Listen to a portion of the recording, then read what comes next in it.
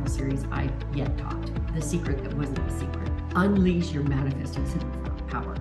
Now, there are still a few seats available for this 5-week study, and I've priced the class much lower than the usual legendary membership because this is it's a true life changer for anyone who has made the decision to absolutely up-level their lives.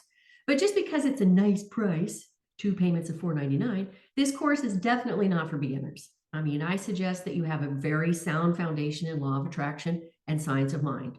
Science of mind being that is understanding how your conscious mind works with your subconscious mind to create the same results in your life or create the new results in your life. Because we're taking off from there to new worlds and new civilizations of your mind. But I really encourage you to look into the class quickly because it starts next Tuesday, or send the information about this course to someone in your world who keeps trying and trying and trying and trying to improve their lives, but they keep, slipping off the bubble. You can find all of the information at dianearmitage.com/secret. Now, each time I have clients heading into a new course, I always want to remind them about what Bob Proctor used to teach, the difference between A, B, and C goals. Now, I've taught this in many classes and YouTube videos along the way. In fact, it's detailed quite nicely in my new LEAP online course. But I want to touch on this briefly here as I lead up into today's legendary teaching moment. So A, B, and C goals. Here's the quick difference. You can set A goals. This is where most people land in their goal making. A goals are basically goals that you've achieved before. Now you've taken it up a teeny line, little notch, and you say it's a goal, but it's really more like a to-do list or a shopping list. You may have this car, now you want that car. You have this house, now you want that house. The thing is, you've purchased a car before, you've purchased a house before. It's not something you haven't done before. It's not something you haven't done before in some way, shape, or fashion. That's what we call A goals. B goals are a little bit of a stretch, but they're more like a stretch like this. Your arm comes up and it stops like here. A B goal is where you think, okay, this is my goal, but I think I've got resources that can really help me put it together. For instance, you want to buy a house, you're in a $300,000 house, you want a $400,000 house, you don't have all the down payments, so you start thinking about the how.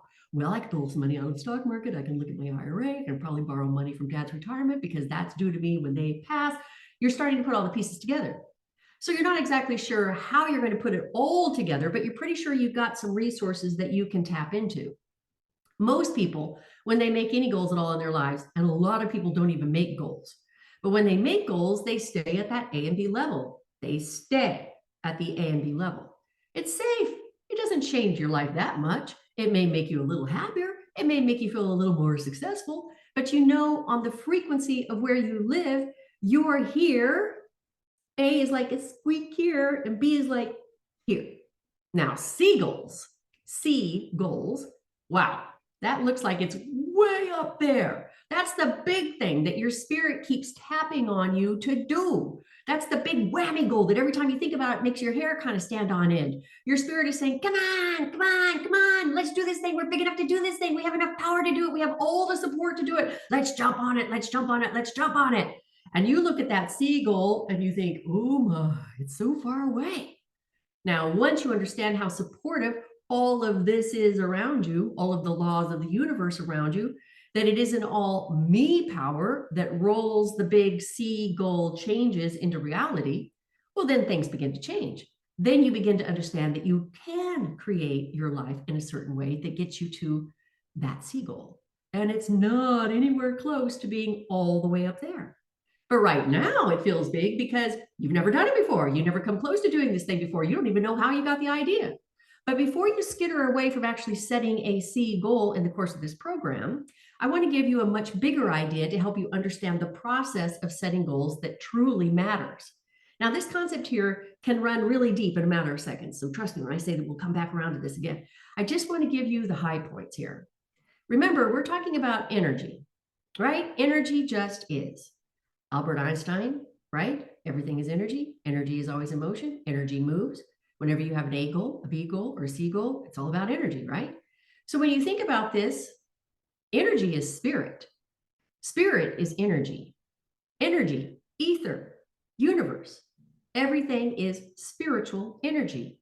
It's up here in the ether, the intuition, the imagination. Any new thought is spiritual in nature. Any new thought is spiritual in nature. I'm not talking spiritual, religious spiritual. I'm not talking spiritual, any kind of dogma or any kind of rituals that people may follow. I'm saying it is spiritual in nature. It is energetic. It is in the ether. Thought is not initially a thing. Thought exists in the ether. It's in the spiritual energetic realm. This is where it's germinated. Now, remember the stick person analogy that I often refer to, that Bob Proctor used to teach from all the time. You've got your stick person with the head, you've got the conscious mind up top, you've got the subconscious mind here. The conscious mind is taking in all these different thoughts from the ether. It's collecting and it's choosing. It's collecting and it's choosing. And as it decides on what's true, it moves that truth into the subconscious mind. Subconscious mind cannot reject, it can only accept. And so whenever that thought of truth comes in, the subconscious mind is the activator. It's the thing in charge of creating the reality from the thought, right? So your conscious mind is collecting all this thought from all sorts of reference points. It's busy taking in all these thoughts. Your thoughts, your spouse's thoughts, your kids' thoughts, all of your senses are giving you conscious thought too. You can see, hear, smell, taste, touch. You are a receptive, energetic center. Your conscious mind is constantly sorting through these thoughts, all of these different reference points. So even when the thought may come sideways from another person's thought, even if it's not a fit for where you want to go in your life, remember that all thought is originally germinated by spirit. That's where it starts. It's the seed of an idea, an energetic inspiration. It's also important to understand that spirit, thought, always manifests into matter, form. Thought manifests into form. Thought manifests into matter. No one can argue with this. It's the way it's been since the beginning of time.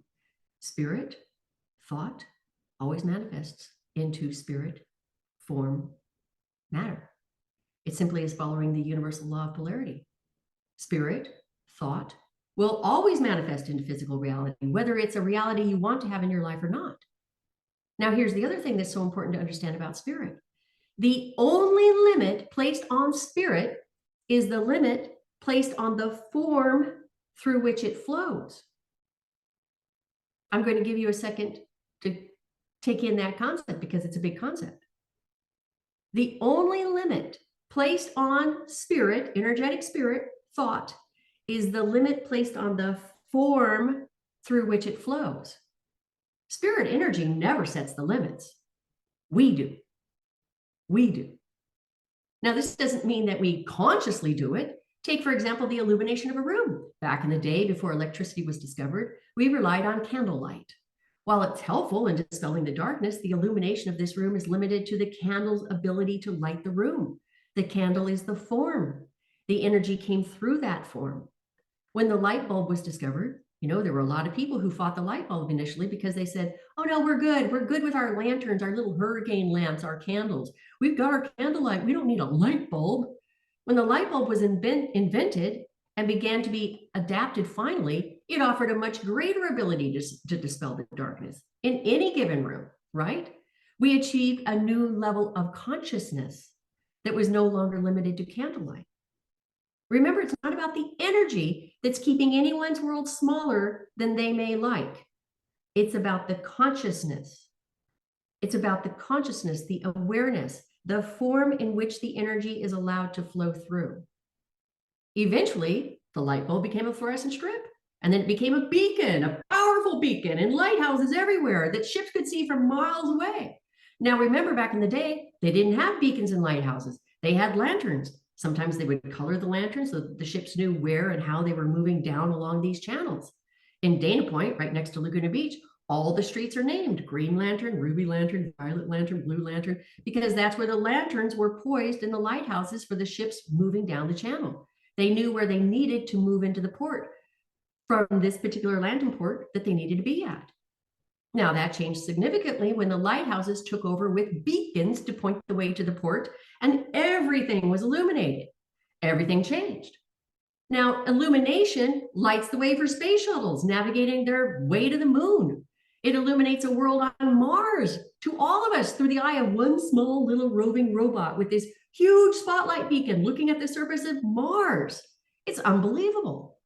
The ability for energy to be illuminated has never changed. It was our consciousness that created the change. Now, how does this work for you? By understanding this. The ability for illumination has always been here since the beginning of time. It has simply flowed through the form that you have allowed. Illumination is spirit energy. A thought is not yet a thing. It is funneled into a pathway that limits or expands. It is allowed to an extent.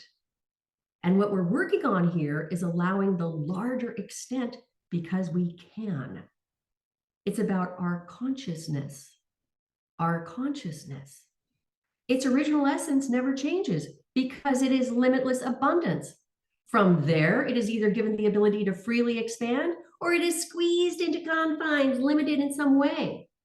Now, how does this apply to the goals you set for yourself?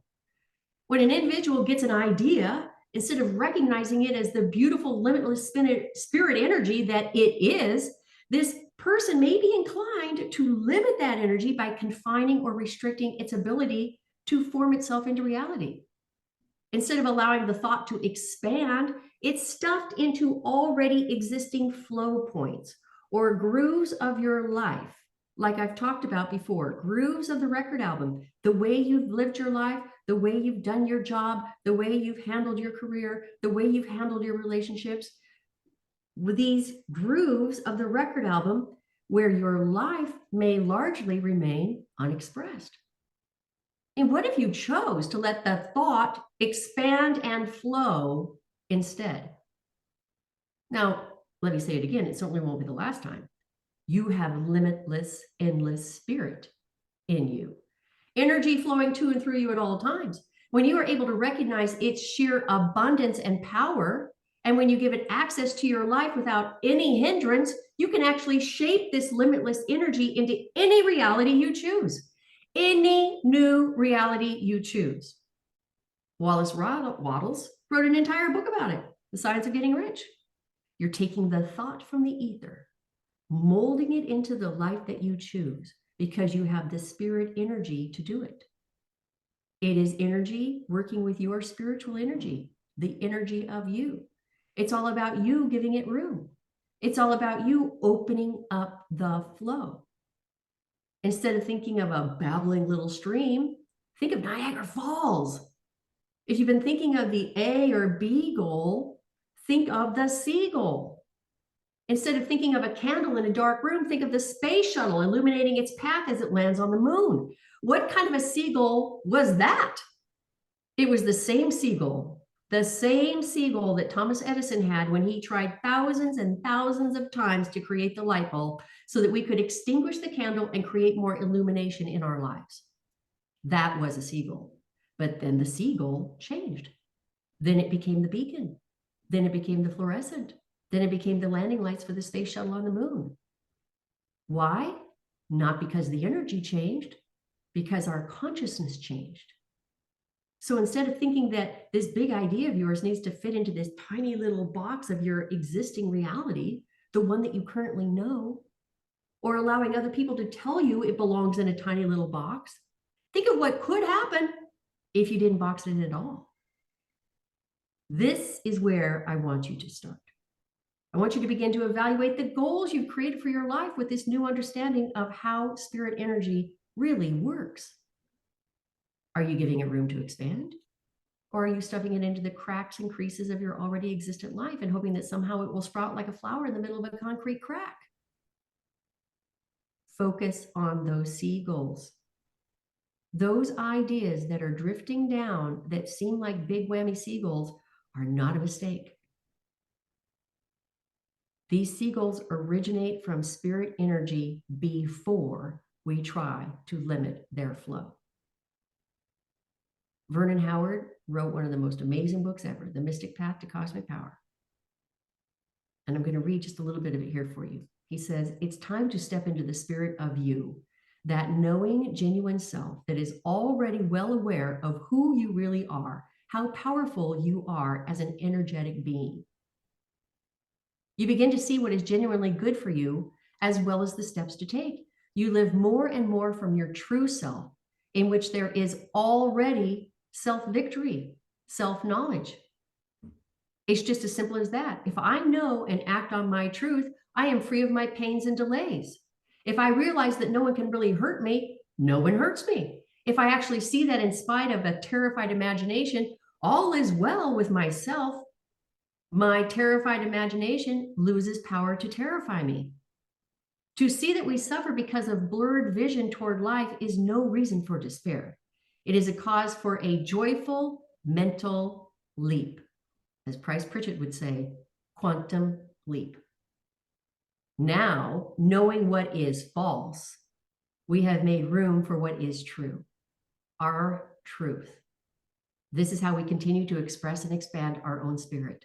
And this is how we express and expand our own life. And I encourage you to do the same. Stop stopping the flow, my friends. Allow that spirit power of energetic thought to roll with you. And everything